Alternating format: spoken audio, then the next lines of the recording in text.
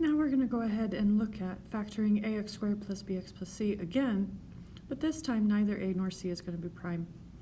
So just like in the previous sections, you need to know how to find all factors for a number or numbers, understand rules of operations with sign numbers, and understand how to multiply binomials.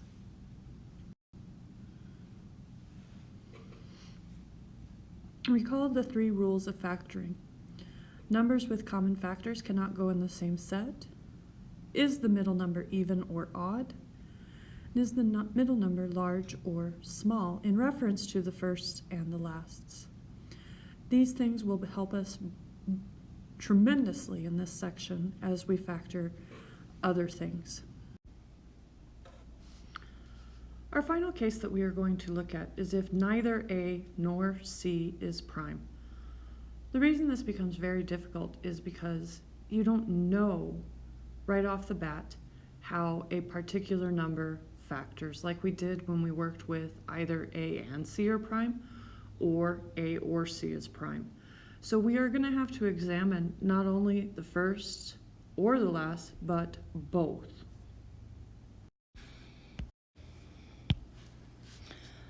Let's look at the first example.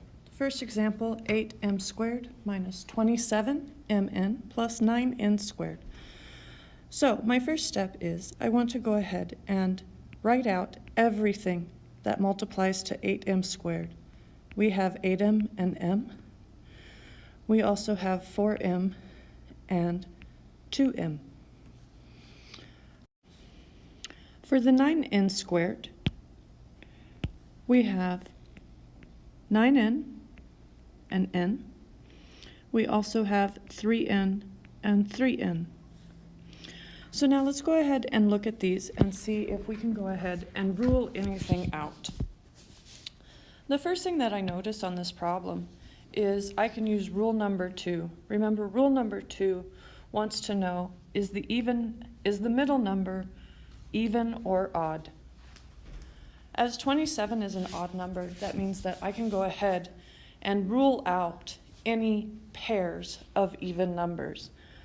Example, 4m and 2m. I know that these are not going to be in my factorization. That leaves me with my firsts have to be 8m and m. So now let's go ahead and look at 9n squared. If I look at 9n and n, this one really doesn't speak to me, mostly because we are trying to add, since we do have same signs, and this is a positive 9. If we have 9n and n, then that means I either want to multiply 8 times 9, which is going to give me 72, nowhere near 27, or I'm going to add 8 and 9, which is 17. Again, that's too small to be near 27.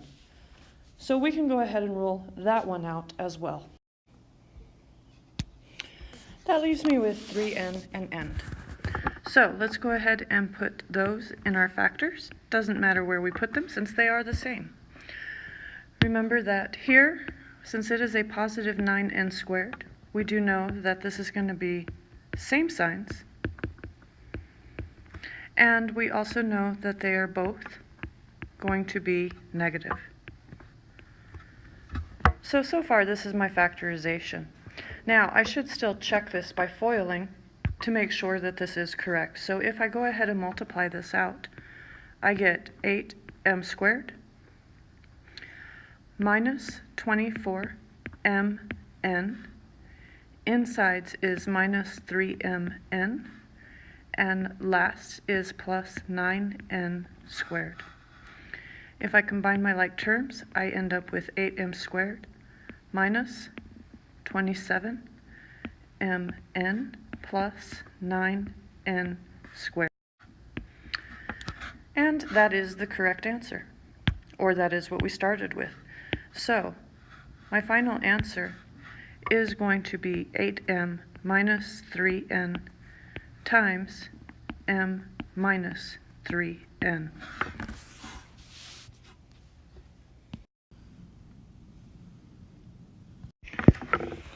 Let's look at our next example. So to start off with, we want to go ahead and start off by figuring out what multiplies to 4a squared. Our possibilities are going to be 4a and a, or 2a and 2a. We want to figure out also what multiplies to 12. We have 1 and 12, 2 and 6, 3 and 4. To start off with, let's go ahead and work with Rule 2. Rule 2, remember, is the middle number even or odd? Since our middle number is odd, then that means I can go ahead and get rid of several things here. I can go ahead and get rid of any pair of even numbers. We can get rid of 2a and 2a for our 4a squared. We can also get rid of 2 and 6 for our 12. That leaves me with one possibility for 4a squared. Let's go ahead and put that as our firsts. We have 4a and a. Now let's go over and look at 12. 1 and 12 is not going to be a good choice, only because first, 12 cannot go with our 4a.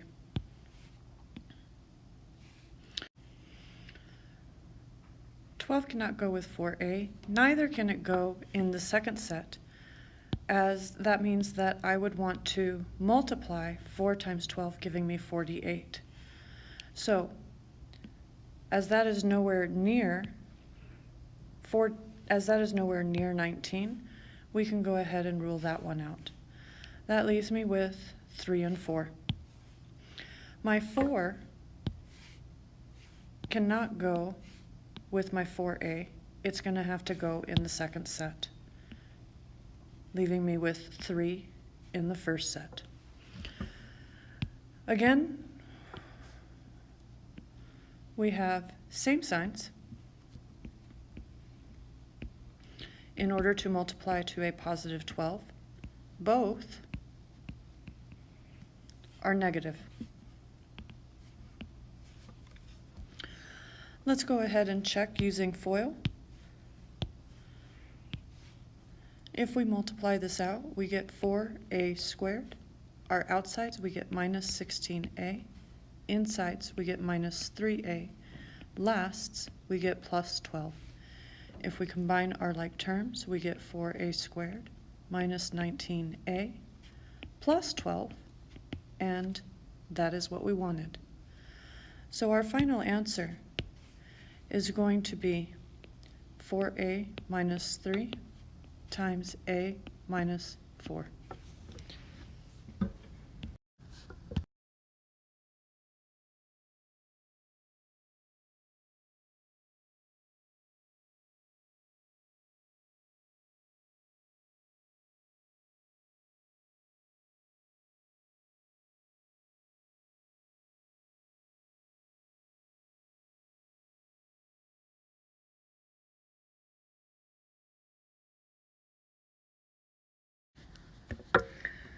Example C.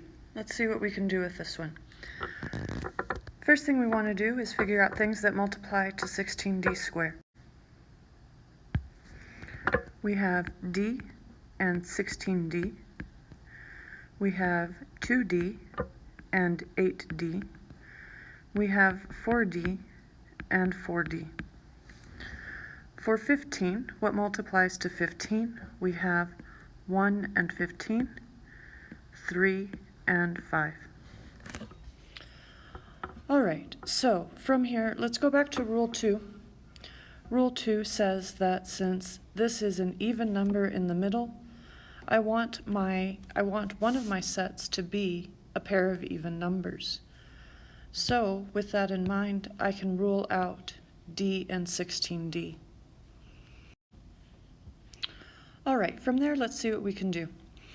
When we look at 14d, the other thing I want to keep in mind is that, to me, I consider that a fairly large number, only because we do have that we are talking different signs. Since our signs are different, remember that we want to subtract to 14. That means that our outsides and our insides need to be 14 apart. So for me, I'm going to probably rule out 4D and 4D. Now, keep in mind that I am taking a guess on this one. So I'm going to keep in mind that, hey, I might need to come back to this. So my guess is that my insides, or my firsts, are going to be 2D and 8D. Now, on the other hand, 14 is relatively large in comparison to our factors for 16. But at the same time, I don't want to go with something as big as 1 and 15 on the other side. 1 and 15, I'm either going to be multiplying to 30, or I'm going to be multiplying to who knows what, I believe 120. That's really not something I want to do. So let's go ahead and see if we can work with what we have here. Let's work with 3 and 5.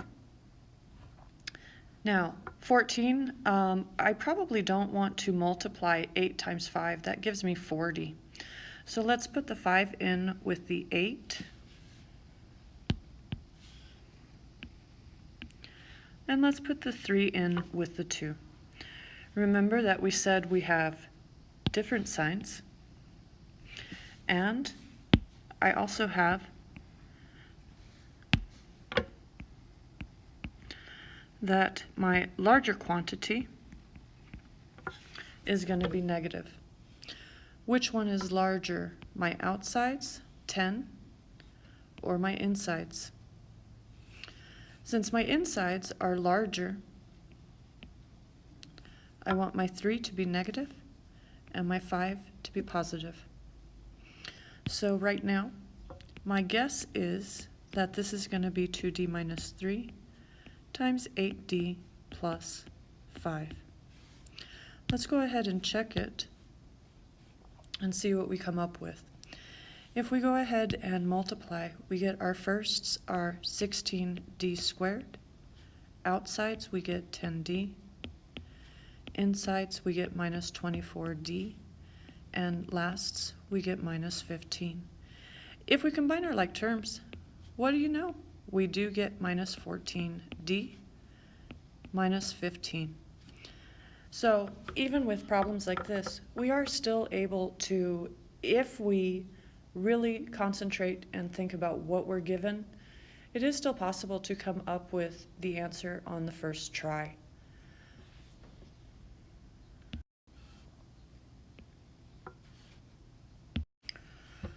Let's look at our final example. We have 14y squared plus 15y minus 9. To start off with, what multiplies to 14y squared? We have y and 14y. We have 2y and 7y. For 9, what multiplies to 9? We have 1 and 9, and we have 3 and 3.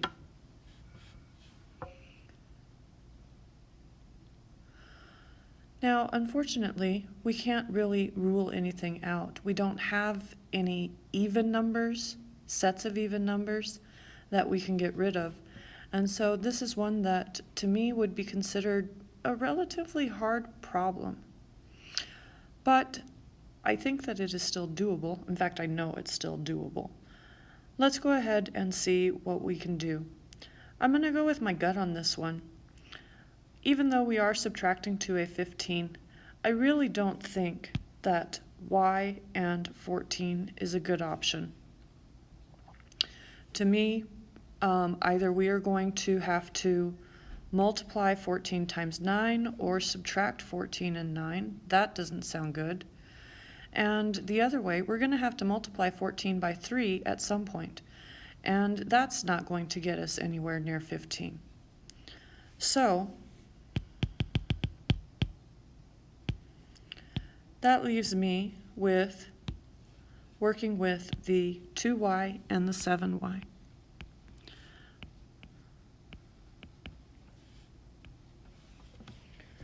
So now let's look at the 9.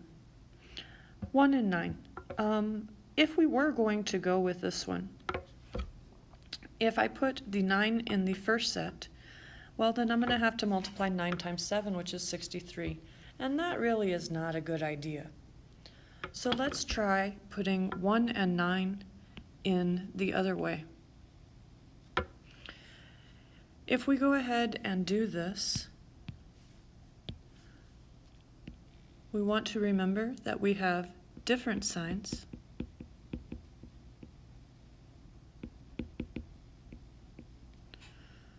And our larger number needs to be positive. Since my outsides is larger than my insides, I'm going to put my plus with the 9 and my minus with the 1. Now, really all I care about is my outsides and my insides. If I look at my outsides, I get 18. My insides is 7. 18 minus 7 is not 15. So we can go ahead and rule this possibility out. Okay, well, if that's the case, then we know that 1 and 9 is not the correct answer. So let's go ahead and look at the other one. The other one, we still have our 2y and 7y. And 3 and 3, well, we can go ahead and put those wherever we want since it's the same number. Looking at this, I do have that my insides is larger than my outsides. So that means I want the 3 in the first set to be positive and the 3 in the second set to be negative. So let's go ahead and multiply this out and check our answer. 2y times 7y, we get 14y squared. 2y times negative 3, we get negative 6y. 3 times 7y, we get 21y. And 3 times negative 3 is negative 9. If we go ahead and combine our like terms, we do get 14y squared plus 15y minus 9, and we're done. This is our correct answer.